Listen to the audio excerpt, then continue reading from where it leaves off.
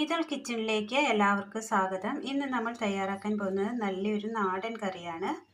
അതിനായി തെളിഞ്ഞ കഞ്ഞിവെള്ളം എടുത്തിട്ടുണ്ട്, ചെറുപയർ കുതിർത്തിയെടുത്തത്, തക്കാളി പൊടിയായി അരിഞ്ഞത്, തേങ്ങ കൊത്തിയെടുത്തത്, തിരുമിയെടുത്താലും മതി, ഞാൻ കൊത്തിയെടുത്തു എന്നേ ഉള്ളൂ, മുരിങ്ങയില.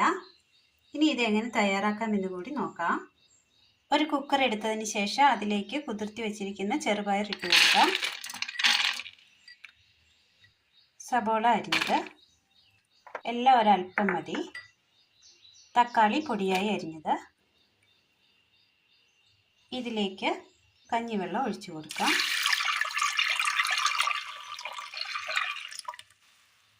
ഇതൊന്ന് മൂടി വെച്ച് വേവിച്ചെടുക്കാം. പയറൊന്ന് വെന്ത് വരുമ്പോഴേക്കും തേങ്ങയൊന്ന് അരച്ചെടുക്കാം. മിക്സിയുടെ ജാറിലേക്ക് തേങ്ങ ഇട്ട് കൊടുക്കാം. മല്ലിപ്പൊടി, ജീരകം, മഞ്ഞൾപ്പൊടി, എരിവിനാവശ്യമായ കാന്താരിമുളക്, വെള്ളം. നന്നായി അരച്ചെടുത്തുകൊണ്ട് വരാം. തേങ്ങ നന്നായി അരച്ചെടുത്തിട്ടുണ്ട്. 3 വിസിലടിച്ച് കിട്ടിയിട്ടുണ്ട്. കഞ്ഞിവെള്ളത്തിൽ കിടന്ന് നന്നായി വെന്ത് കിട്ടിയിട്ടുണ്ട്. ഇതിലേക്ക് ഉപ്പ് അല്പം ചേർത്ത് കൊടുക്കാം. മുരിങ്ങയില കൂടി ചേർത്ത് കൊടുക്കാം.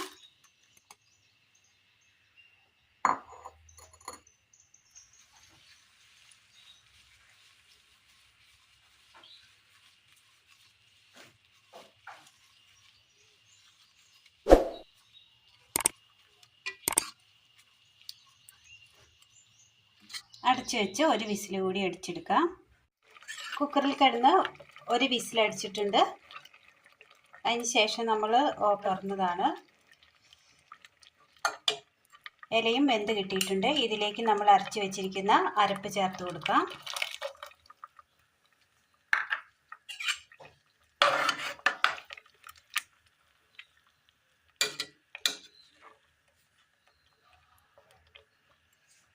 തുറന്ന് വെച്ച് തന്നെ ഒന്ന് തിളപ്പിച്ചെടുക്കാം.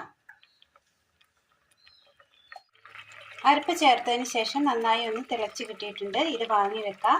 അടുപ്പത്തൊരു പാത്രം വെച്ച് കൊടുത്ത് അല്പം എണ്ണ ഒഴിച്ചു കൊടുക്കാം.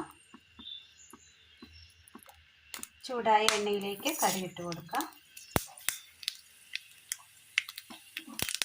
കടുക് പൊട്ടിയതിന് ശേഷം ഉള്ളിട്ട് കൊടുക്കാം. ഉള്ളി ഒന്ന് വാടി കിട്ടിയിട്ടുണ്ട്. തീ ഓഫ് ചെയ്യാം. കുക്കറിൽ നിന്ന് ഒരു പാത്രത്തിലേക്ക് മാറ്റിയിട്ടുണ്ട് കറി. കടുക് താളിച്ചത് ചേർത്ത് കൊടുക്കാം.